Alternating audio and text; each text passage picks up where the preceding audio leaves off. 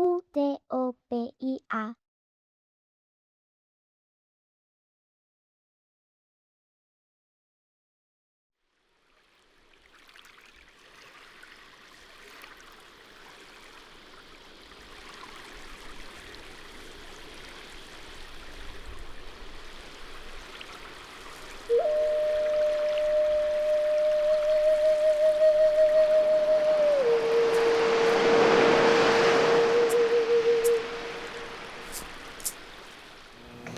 Entonces peguemos otro salto. ¿Cuándo empieza a pensar en la docencia o la relación con la academia como arquitecto ya profesional? Me pones en un estado en el cual yo no recuerdo haberlo vivido. Sostengo que yo no pienso. Yo soy más intuitivo que cerebral. Yo no soy nada cerebral. Y actuaba y en esa edad más que todo por impulsos, por el momento, por improvisador y todas esas cosas. Irresponsable. O sea, usted empezó a dar clases muy joven. No tan joven. Yo me aguanté un par de años. Y mis socios estaban los dos enseñando. Hans enseñaba en los Andes, Dicken enseñó en los Andes y después en la Nacional. Y entonces yo dije, yo no puedo enseñar porque si todos nos vamos para la escuela, ¿quién se queda? Y me quedé. Pero un día, como decía el santanderiano, una escasez que hubimos, me cogieron ahí Fernando Martínez y Bermúdez y toda esa cosa. No, tienes que venir y no sé qué. Entonces sucumbí.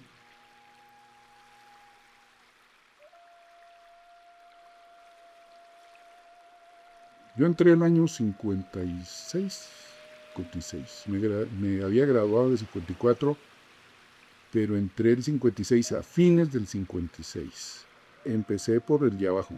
Por los primeros. Por los primeros. Que son tal vez los más difíciles. En ese momento era segundo y creo que lo hice bastante bien. La gente todavía recuerda bien.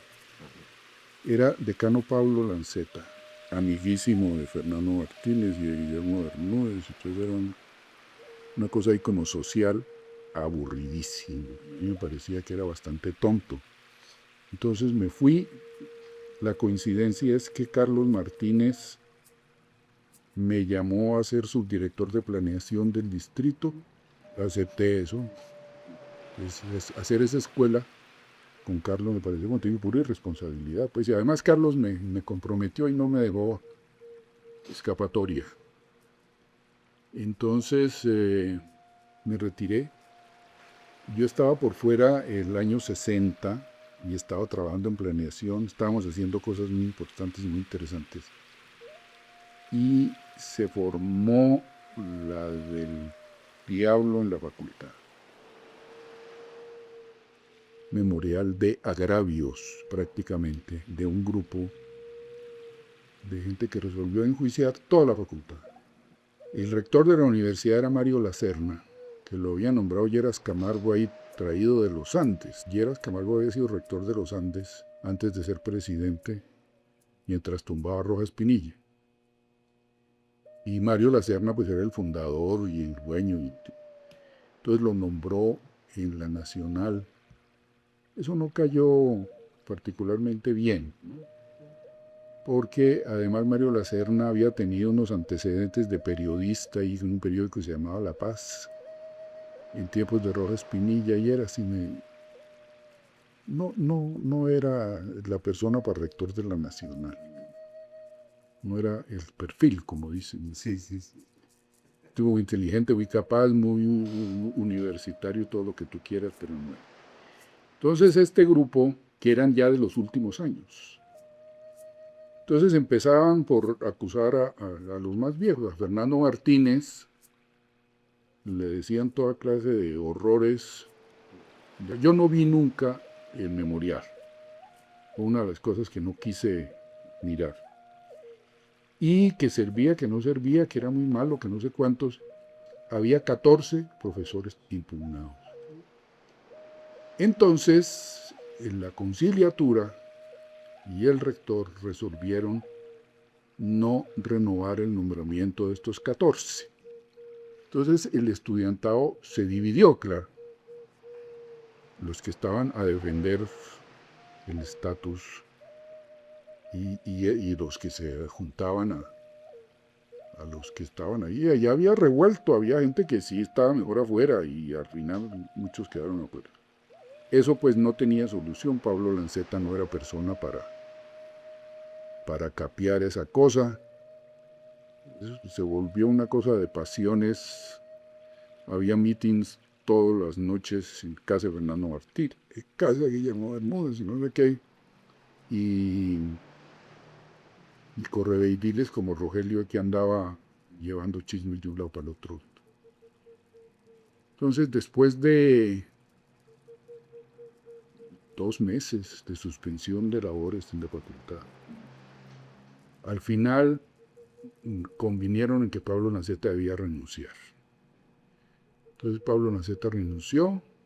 Como paso para buscar una solución, le pidieron a los 3 grupos, que en ese momento eran 3, los antagonistas, los conservadores y los profesores, que dieran nombres para buscarle reemplazo a Pablo Lanceta.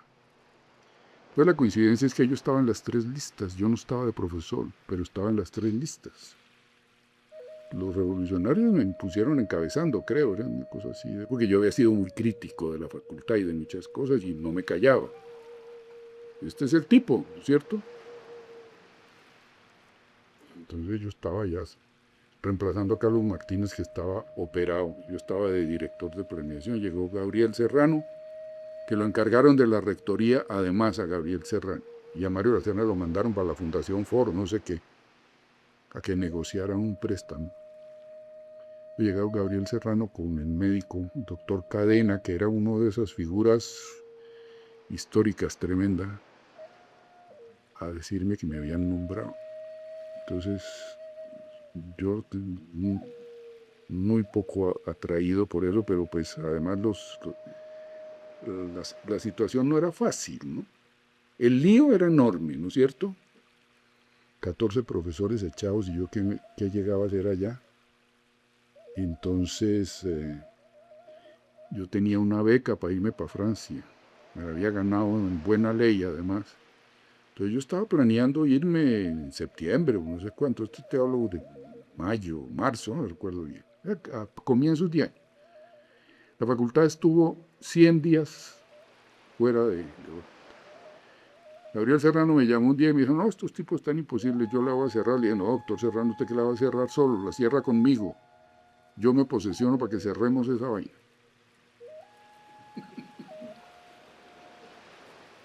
Entonces fui allá a Serrano, me tomó el juramento y empecé. Entonces sabían todos que yo quería que los profesores volvieran.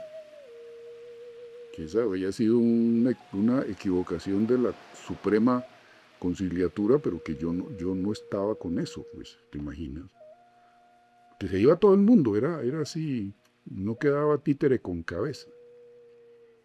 Entonces me posesioné y reuní al consejo y les dije, bueno, yo he aceptado esta cosa y con mi propósito es reintegrar a esta gente. Entonces voy a empezar a llamarlos aquí, delante de ustedes, para que sepan qué es lo que se está diciendo.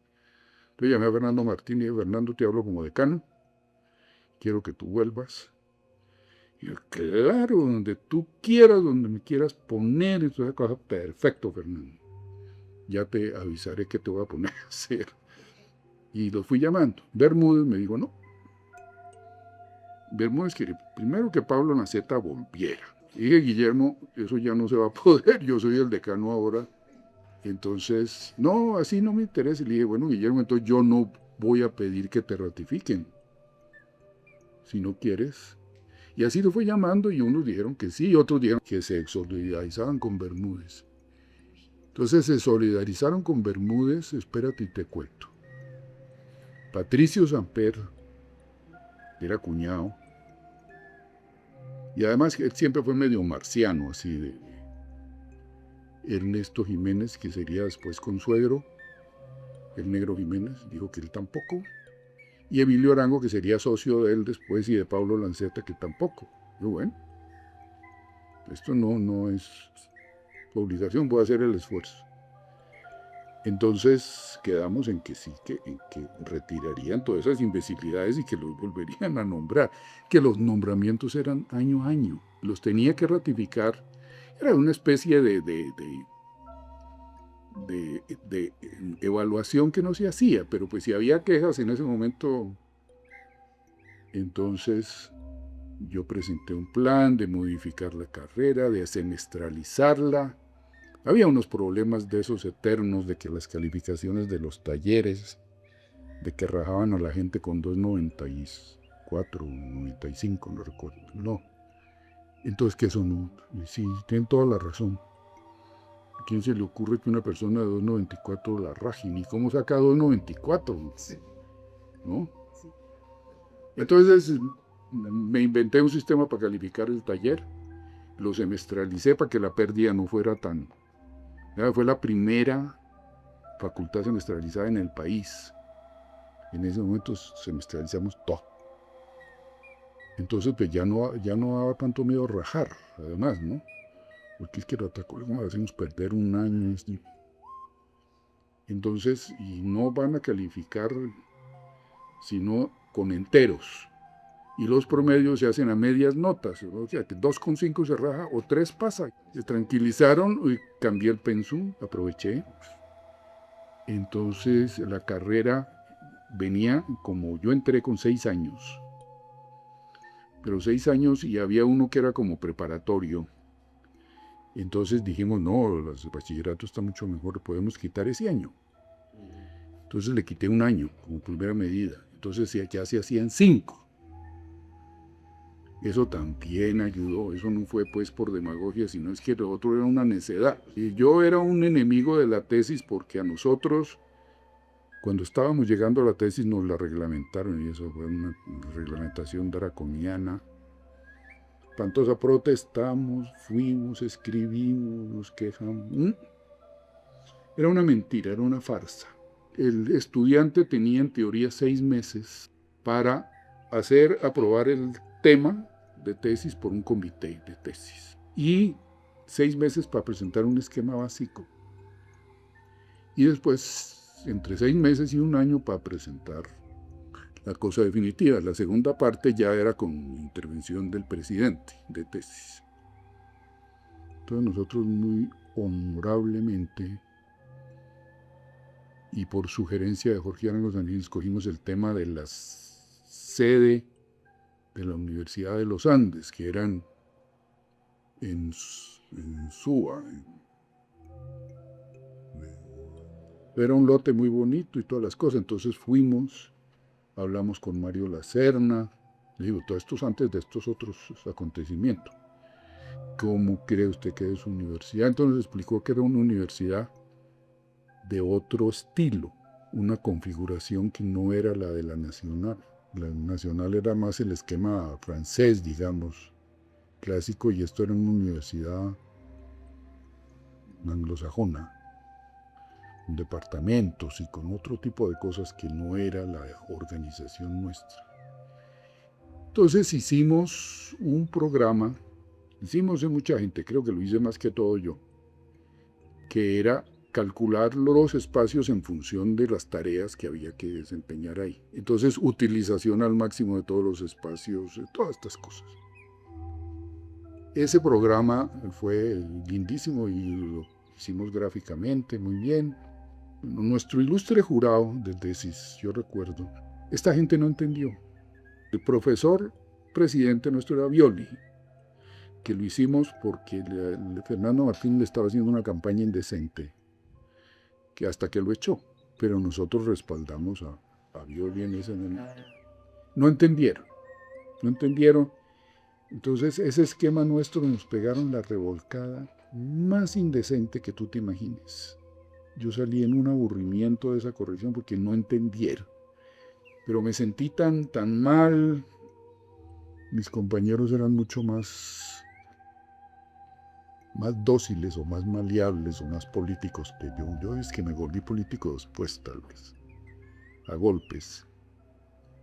Entonces, seguir de ahí para adelante fue... Yo no pude salir con nada, porque eso se me formó. Es de la rabia de todo ese trabajo, de esa programación que fue tan bien hecha y tan juiciosa, asesorado por el viejo Rotter y todas las cosas, para todo, para las áreas. Y esa cosa que no la entendió esta gente, y con estos profesores yo quiero. Pero Violi, ¿ahí qué papel jugaba? Violi se callaba, Violi en eso no se metía y a Violi eso no le importaba. Porque él no iba detrás de eso que es sustancioso en una tesis, ¿sí? Que tú sepas hacer un programa que se deduce de un problema bien ecuacionado, como dicen los portugueses. ¿Sí? Entonces aquí tengo este problema y hay que hacer esto y esto y esto. Y eso estaba bien hecho y muy bien hecho, pero era un sistema que estos no entendieron. Nos volvieron, como te digo, nada. Entonces, después de que no entendían todo lo que habíamos hecho, no debía ser nada muy bueno, pero había cosas que sí valían la pena. Y era otra imagen, no era la facultad tal con un edificio, la otra facultad con otro edificio, eso no era. Entonces, esa imagen ellos no la pudieron asimilar y no se la supimos transmitir, en fin. Entonces, para mí fue una frustración, y después hacer tesis con esa base, yo no pude, te cuento, no, para mí fue una angustia, una agonía larguísima, se nos pasó el tiempo, pedimos aplazamiento, ahí nos llamaron de Cuéllar Serrano Gómez, entramos Hans y yo a trabajar en Cuéllar Serrano Gómez, a distraernos. Afortunadamente trabajamos en la tesis por la tarde en la oficina del paisano y amigo del coronel Camargo. ¿Ah? De Álvaro Moreno, que era ellos querían asociarse con Hans, entonces Hans tenía oficina ahí con ellos. Un día pues se nos acabó el plazo, y entonces pedir permiso en Cuéllar Serrano Gómez para un mes para divulgar la tesis. Entonces el resultado fue que, por ser ustedes tienen 3, bueno, ya, nos graduamos. Yo me saqué ese grado, finalmente no me lo saqué del todo. Cuando me llamaron, no hace mucho, de la universidad, para planear las construcciones nuevas y decir en dónde y cómo, hicieron un concurso. El lema del escudo de la universidad, Inter Aulas Quaere Verum. Entonces el edificio se llamaba el edificio Inter Aulas, me pareció un nombre muy bien puesto, porque pues no era simplemente hacer unas aulas ahí, sino era repensar el sistema de vinculación de toda la universidad. Entonces, como no alcancé, llamé a mis amigos miembros del jurado y les digo, yo les quiero contar que no alcancé, el computador no me dio, se me trabó, tengo el proyecto listo. Me gustaría que lo vieran después de que ustedes juzguen. Mi petición es que si no les gusta lo que se ha presentado, no les tiemble la mano en declararlo desierto. Se los dije abiertamente. Enrique Triana, Humberto Galdarriaga y a Carlos Niño, que eran los jurados de la cosa. Estoy hablando a nombre propio y abiertamente. Bueno, los llevé y les mostré. Entonces dije, ya presenté la tesis finalmente. A gente que me oyó.